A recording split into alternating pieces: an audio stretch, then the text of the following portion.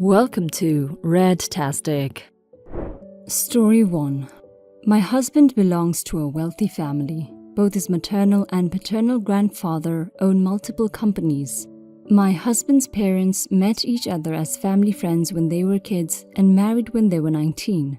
They had my husband when they were 20 and divorced 25 years later after my mother-in-law decided she was no longer going to put up with her husband's decade-long affair.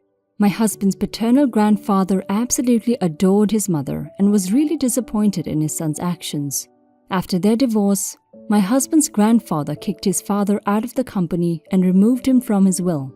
My father-in-law was disowned for marrying his mistress. He now has 2 daughters with her. After his grandfather passed away, my husband inherited half of his grandfather's $1 million estate. The other half went to his sister, leaving nothing for his father or his half-siblings. My husband succeeded his grandfather in the company, removing his father from the equation. My husband is also set to inherit a huge amount of money from his equally wealthy maternal grandfather. Recently, my father-in-law's wife reached out to me and told me that they were going through financial problems and struggling to pay for their daughter's education. She wanted me to convince my husband to share some of his inheritance with his young half-siblings, as they never got their rightful share. She also said that she comes from a lower middle-class family and her parents won't leave much for her kids. My husband doesn't have a good relationship with his father or his wife and basically ignores them and his younger half-siblings' existence. I know my father-in-law's wife through my older brother and she's only a couple of years older than me. So basically, I was the only one from my husband's family who wasn't cold towards her or her kids. She has been married to my father-in-law for 7 years now and hasn't been invited to a single family event. As a result, she has no way of reaching out to anyone but me. My mother-in-law, who I'm really close to, still gets invited to family events and is treated like family. I told her that even though I had sympathy for her, it wasn't my place to convince my husband to share his inheritance. I told her that if she wanted something from my husband, she had to reach out to him herself, knowing well that my husband hates her guts and that she is legitimately afraid of approaching my husband directly. She told me I was being unkind, knowing how rude and insulting my husband has been to her in the past. Am I the a-hole for refusing her request? OP, you've done right by choosing to stay out of it and giving your husband the choice to help or not, depending on whether the new wife has the courage to reach out to him. Her reaction to you saying no is telling of her mind state. If she really is in need of money to put her children through school, she will reach out to your husband. Her turning nasty and insulting, that's the deal breaker, but your husband's half-siblings are the innocent parties in this. If he wants to help, set up an education fund for them that the wife has no access to. Now for some comments. I'm guessing her kids are still in high school and go to an expensive school with a high tuition. Well, when you don't have money to find a high-paying education, you don't get to go to those schools. It sucks, but that's life. The kids have parents that pissed off their father's family, and that means they missed out on an inheritance. And life stuck them with a half-brother that hates their father and has no interest in having a relationship with them. They'll be just fine. I agree that it would be very generous to set up a fund for their education or just pay the tuition directly. I would, but stepmom knew this wasn't going to happen because she knows her stepson hates her and doesn't want to be a part of his half-sibling's life. Not the a-hole. There's no such thing as a rightful share in a will that goes against the wishes of the deceased. That's just their entitlement issues. And an a-hole move to think after no contact or inclusion in family gatherings, they can just request this of you how they did. That guilt was laid on thick. Not the a-hole. There is a reason your husband received part of the company. Is your father-in-law willing to come work for your husband or wanting a handout?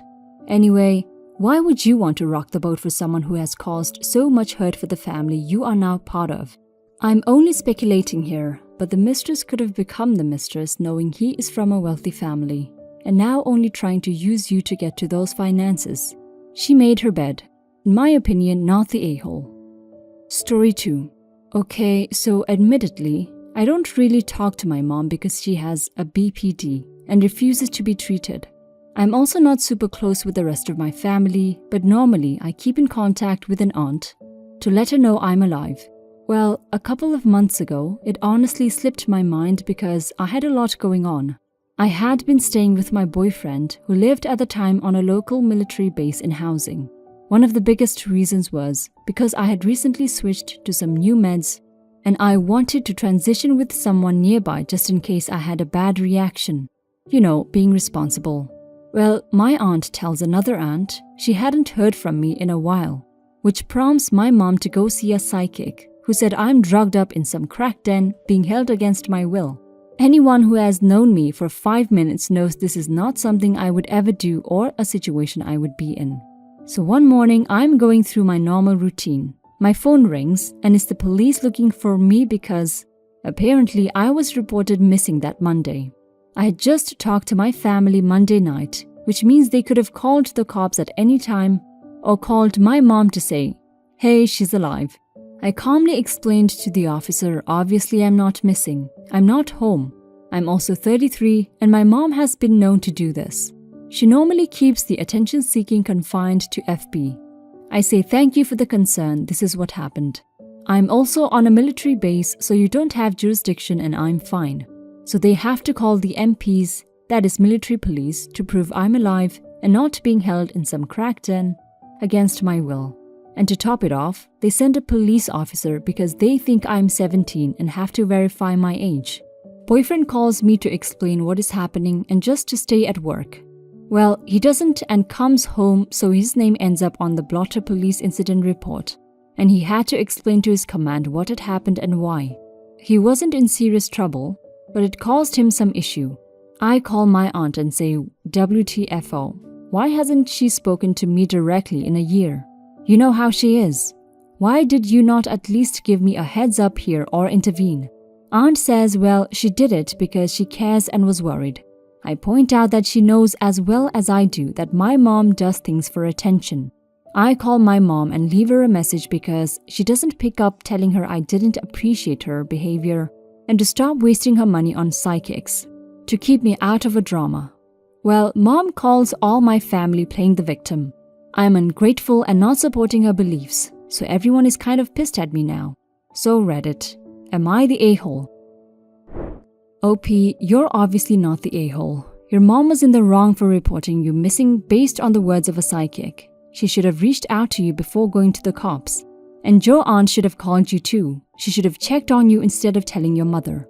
It's a good thing the whole issue is cleared with the cops. You're right to get mad at your mom and aunt for putting you in that position in the first place.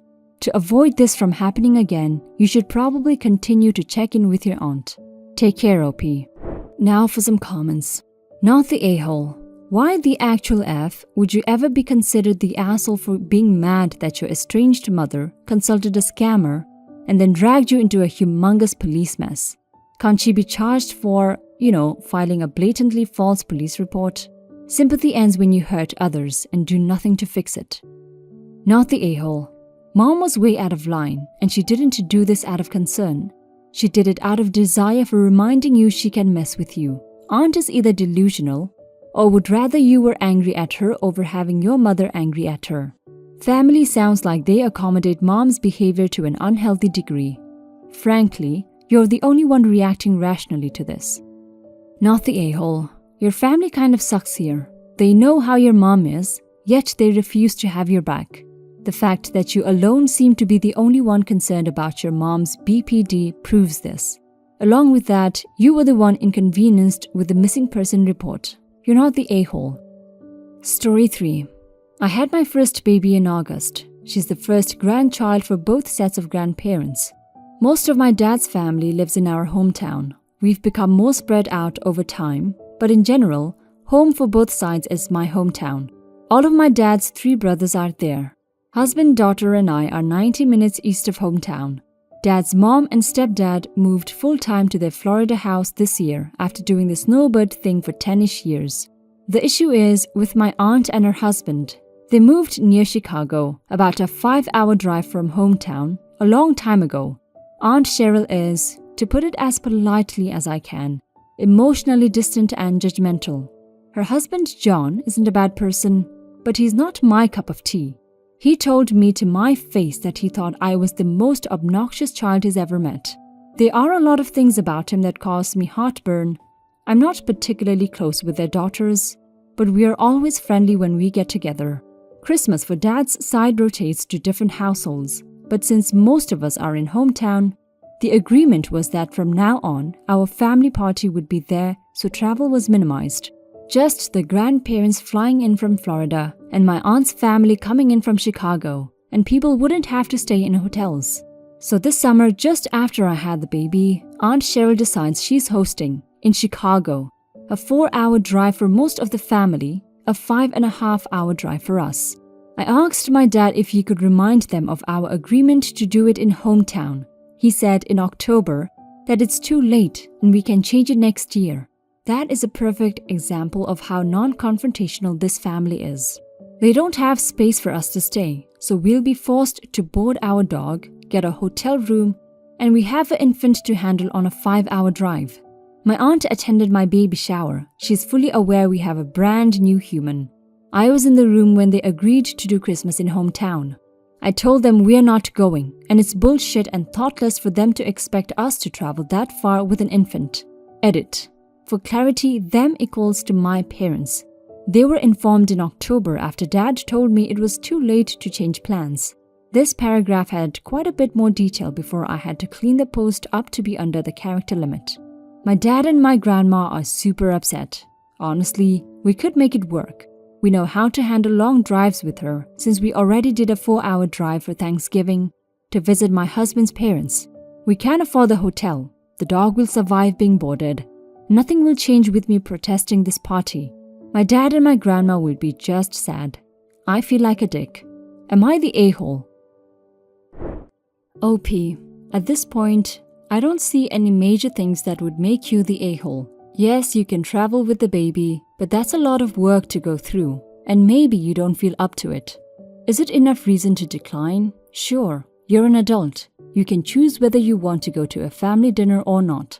Of course, some family members will be upset that they won't get to see you, but that's life. You should just politely decline though. There's always next year. You guys can celebrate together next year, but for now, enjoy your first Christmas at home with the little one.